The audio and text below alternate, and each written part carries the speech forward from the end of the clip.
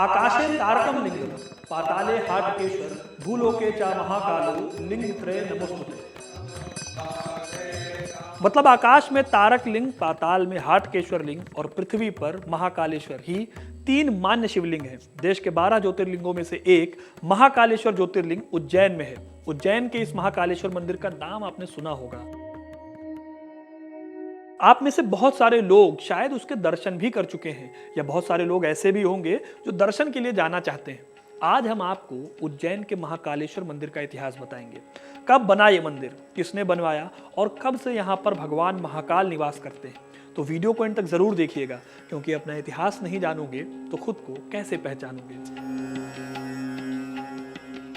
हिंदू धर्म के संस्कृत ग्रंथों में तो इस मंदिर की कहानी कम से कम 2000 साल से चली आ रही है।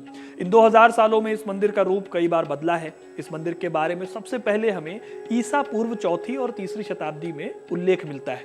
संस्कृत ग्रंथ मत्स्य पुराण और अवंती खंड में इस मंदिर के बारे में बताया गया है। पौराणिक ग्रंथों की अगर मान लें तो पता चलता है कि महाकाल मंदिर की स्थापना द्वापर युग में भगवान श्री कृष्ण के पालनहार नंदी जी से भी 8 पीढ़ी पहले, यानी उससे भी पहले हुई थी।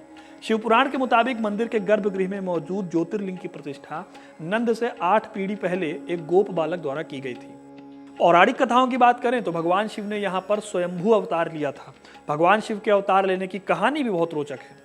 कहा जाता है कि प्राचीन काल में यहाँ पर चंद्रसेन नाम के राजा थे, जो कि भगवान शिव के भक्त थे। उनके राज में श्रीखंड नाम का एक बालक रहता था, जो कि कई बार भगवान शिव के ध्यान में लीन पाया जाता था। एक दिन राजा ने उसका पीछा किया और देखा कि वो एक छुपे हुए शिवलिंग पर जल डाल रहा है। इस तरह से भगवान महाकाल के शिवलिंग की खोज हुई और पता चला कि यहाँ पर भगवान महाकाल का निवास है। शिव महापुराण के अनुसार भगवान शिव ने महाकाल का रूप दूषण नामक दैत्य का वध करने के लिए लिया था, जिसके वध के बाद भगवान शिव को कालों का काल महाकाल कहा जाने लगा और फिर वो यहीं पर आकर बस गए। ये भी कहा जाता है कि राजा विक्रमादित्य पर महाकाल की बहुत कृपा हुई थी और इसी कारण वो अवंतिकापुरी में कई वर्षों तक उनका राज रहा था। कहा जाता है कि भगवान महाकाल ने उन्हें अवंतिकापुरी की रक्षा का वचन दिया था और इसी वजह से वो यहाँ पर प्रकट हुए थे। महाकवि कालिदास के ग्रंथ मेघदूत में भी महाकाल मंदिर की संध्या आरती का जिक्र मिलता है। साथ ही इस ग्रंथ में महाकाल वन की कल्पना भी की गई है। कहा जाता है कि उज्जैन के तत्कालीन राजा विक्रमादित्य ने महाकाल मंदिर का विस्तार कराया था।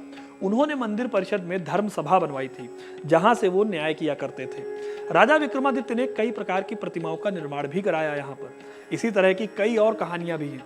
लेकिन हिंदू धर्म के सबसे पुराने पुराण मत्स्य पुराण से लेकर अवंती खंड, जो कि स्कंद पुराण का हिस्सा है, उसमें भी महाकालेश्वर मंदिर और इसके महत्व के बारे में बताया गया है। शिव पुराण में इसको भगवान के 12 ज्योतिर्लिंगों में से एक बताया गया है। कालिका पुराण में भी इस मंदिर का जिक्र है, जहां पर यह उल्लेख है कि यह मंदिर उज्जैन में स्थित है। हालांकि काशी खंड काशी के बारे में विवरण को देता है, लेकिन काशी खंड में उज्जैन के महाकालेश्वर मंदिर के बारे में बताया गया है। यहां तक कि महाभारत में भी उज्जैन के बारे में बात की गई है। हालांकि सीधे सीधे महाकालेश्वर मंदिर की बात नहीं की गई है, लेकिन उसमें यह बताया गया है कि उज्जैन एक महत्वपूर्ण धार्मिक स्थल और तीर्थ स्थान रहा है। वराह पुराण के मुताबिक महाकालेश्वर मंदिर पृथ्वी के नाभि में है और कर्क रेखा शिवलिंग के ऊपर से गुजरती है। तो दोस्तों, ये तो हो गई धार्मिक ग्रंथों की बात। अब जहां तक ऐतिहासिक तथ्यों की बात है तो मौर्य काल में और बाद में शुंग वंश के समय भी इस मंदिर के वहां होने का जिक्र मिलता है। तब भी इसका महत्व काफी ज्यादा हुआ करता था। इतिहास कहता है कि यहाँ ईसा पूर्व 273 में सम्राट अशोक का शासन था, जिन्होंने उज्जैन की उन्नति में अहम भूमिका निभाई। मौर्य साम्राज्य के शुंग वंशीय अग्निमित्र ने उज्जैनी में शासन किया था। आंध्र, सातवाहन जैसे राजवंशों के राज का भी यहाँ पर उल्लेख मिलता है।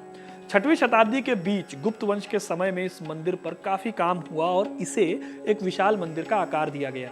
इसके ऊपर काफी नक्काशी भी की गई और इसे सुंदर बनाया गया था। फिर 7वीं सदी के कवि बाणभट्ट की रचना कादंबरी में महाकाल मंदिर का विस्तार से वर्णन मिलता है। 11वीं शताब्दी में राजा भोज ने देश के कई मंदिरों का निर्माण करवाया था, जिसमें महाकाल मंदिर भी शामिल रहा। उन्होंने महाकाल मंदिर के शिखर को पहले से ऊंचा बनवाया। इसके बाद 11वीं शताब्दी में ही परमार वंश के समय इस मंदिर के विस्तार पर काफी ध्यान दिया गया। बहुत सारा पुनर्निर्माण इस टाइम पर करवाया गया।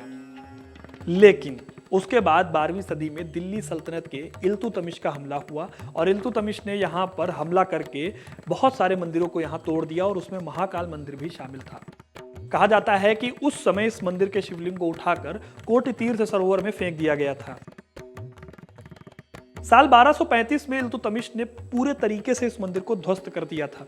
वैसे यह भी कहा जाता है कि इसके बाद परमार राजाओं ने यहाँ फिर से पूजा शुरू करा दी थी, लेकिन इसके बाद मंदिर 500 सालों से अधिक समय तक जीर्ण शीर्ण अवस्था में ही रहा।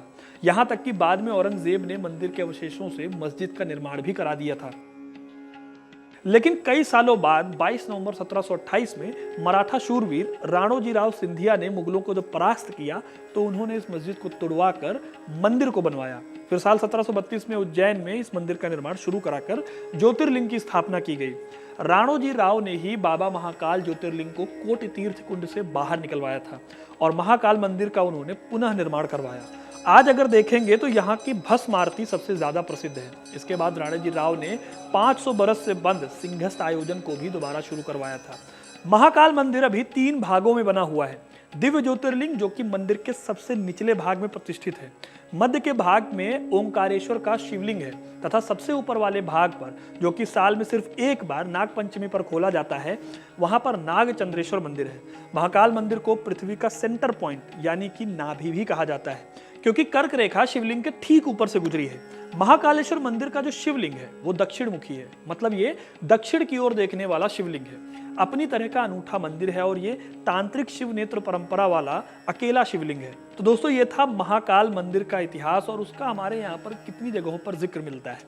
आपको ये कहानी कैसी लगी हमें कमेंट करके जरूर बताइएगा। वीडियो को लाइक और शेयर करना ना भूलें और ऐसी तमाम इंटरेस्टिंग कहानियों के लिए हिस्ट्री कनेक्ट को सब्सक्राइब जरूर करें। धन्यवाद।